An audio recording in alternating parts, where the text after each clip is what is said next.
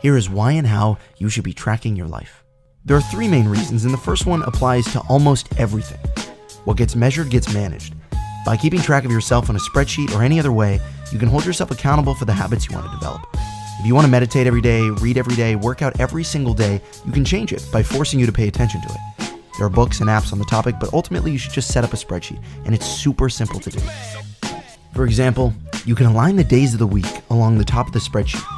You can align the habits you want to maintain along the left column. And for the daily tracking, you can just place a Y or an N in the cells to note if you've accomplished the activity. You can then use the bottom row to measure your mood or whatever other metric you want. And doing this enables the second reason, which is you can find more accurate correlations between your mood and your habits. You can keep track of key metrics, whether it be your self-assessed mood or your focus or something more quantitative like your heart rate or your fasted glucose. You can actually see what affects these markers, what affects your mood. And you don't need to rely on the poor and biased remembering self to determine what made you happy. There's a big difference between your remembered self and your experienced self. And you can also use this method as a means to test specific foods and see which cause bloating, fatigue, inflammation, and whatever else you want to measure. And number 3, and this is perhaps my favorite part about doing this, you can see what choices, what supplements, what activities you did on any given day of your life.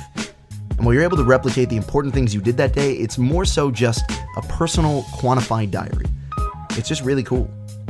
If you're trying to develop yourself in any new way, it's a really smart idea to keep track. If you want an empty spreadsheet of the one that I use personally, I've linked to it right here, and feel free to make your own or say how you document or track your life in the comments below.